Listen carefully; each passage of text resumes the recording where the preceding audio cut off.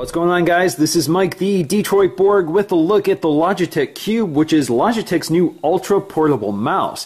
They've never done anything quite like this. In fact, I've never seen anything quite like it, but it sort of replaces their defunct MX Air, which was sort of a mouse and presenter. But this is meant to be more ultra portable, meant to accompany things like the MacBook Air or the new line of Ultrabooks coming from all the other manufacturers. So let's go ahead and take a look. So nestled in this box is a Logitech Cube, so we'll pry that out of here. There we go. Indeed, it is exactly a cube. Very clever packaging. So inside the box, we can see that this is compatible with Windows, Mac, requires a USB port, and works with Logitech's unifying receiver. You will need Windows XP, Vista, or 7, or Mac OS 10.5 or later, and of course a USB port with internet access to download the software. So let's go ahead and take a look to see what else they've included. So it looks like down here we have our literature, which is kind of hard to get at. So we have Logitech important information, which is just legalese, so we're not going to read that.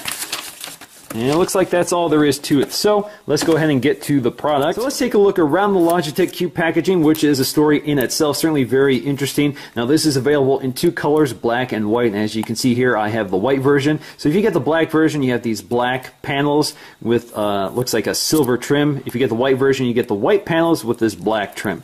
So let's go ahead and crack into this.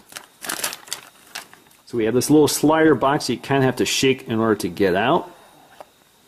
There you go. There is the Logitech Cube. Looks like it was probably supposed to be resting there, but it wasn't. So again, you have a padded interior with this blue liner. Very interesting. So there is the very tiny Logitech Cube itself. We're going to take a look at that in just a minute. So inside the packaging, we get the Logitech unifying receiver, which plugs into a USB port on either your Mac or PC. And we just have to pry out this foam cradle to get to more information. So look inside, getting started with your Logitech Cube. Some information here. Alright, so we get a USB cable to charge it. It looks like we get a little carrying pouch. Shows us where the power switch is and how to use the gesturing functions. So we're going to take a look at that. So there is our carrying pouch. And we have a little USB charging cable. Looks like a micro USB port with a standard USB connector. Alright, so let's take a look at the Logitech Cube itself, which is wrapped in plastic, so let's peel all that off. So there we have the Logitech Cube. Again, we have this multi-panel design. Only the top surface clicks, so when you click on it, you can see it moves. The rest of it is not touch sensitive. So this is actually a capacitive, touch sensitive panel, which you use to scroll, and then you click on it, just like a mouse would click. On the back, you have your USB connector for charging, and you have your on and off switch. So let's turn that on. You see you have a little LED indicator, which also indicates your charge status. So it's green right now, telling me that it's fully charged and ready to go. And of course, on the bottom, you have your little sensor. Now, taking a look at that little pouch, you can see that the Logitech Cube slides in there pretty nicely and stays protected. Now, in terms of setting up the Logitech Cube, this couldn't be any easier. All you have to do is connect the unifying receiver to any USB port on either your Mac or PC. No software installation is required. It uses the standard mouse drivers, and you're ready to go. So you can see my mouse cursor is already active with this little mouse. So it's so tiny I can use it on the surface of the MacBook Air or on the table. Now when it comes to using the Logitech Cube, there are some limitations to keep in mind. So for example, the only thing you really have here is scrolling. So again, this is a capacitive, touch-sensitive area, so you can scroll up and down. You can't scroll right or left, and there's no multi-touch features like there is on things like the Magic Mouse or the trackpad. Now, in order to right-click, what you have to do is instead of pressing up here for left-click, you have to hold down here for right-click. So let me demonstrate.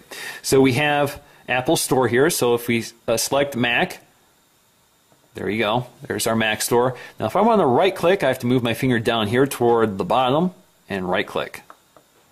There you go. Now, it's not exactly easy to find, so if I'm too far down here, it won't move. So right here is the right-click. And that's left-click. So you get the idea here. It's a little cumbersome. It's something you have to learn when you're using the Logitech Cube.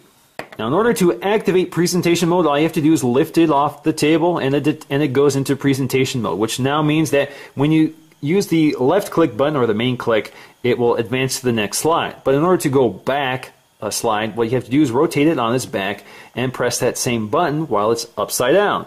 So if you get the idea here, again, forward, forward, back.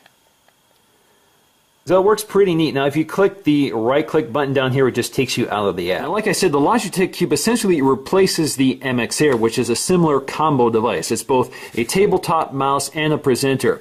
But what the MX Air did and the Logitech Cube does not is that this could also be used in the air. So essentially you can use this like a laser pointer. So you could manipulate the mouse in the air so it could detect orientation in the air whether you're up or down. It wasn't always the most successful device. It didn't work great, but it was a feature that this does not replicate. So you can't use this like the MX Air in the air. This is only for basically using it as a clicker. Now in the end, I think the Logitech Cube is a very clever design, very innovative. There's nothing else quite like it out there. And I think it's definitely a solution for business travelers in particular who are carrying these ultra portables and don't want to travel heavy with a bag that supports their laptop, their power supply, their mouse, and their presenter. So this sort of goes along with the Ultrabook universe, allows you to carry a very lightweight laptop with a very lightweight bag, and you can sort of just squeeze this in there if you want it. Now this obviously replaces the trackpad if you need it. A lot of people don't like using the trackpad over a mouse, so certainly that's an option for those users. I happen to be one of them. I don't like using trackpads over a mouse. I prefer to use a mouse if I can, but I usually don't want to carry a separate mouse. Now this is something I would actually throw in my bag because it's so portable.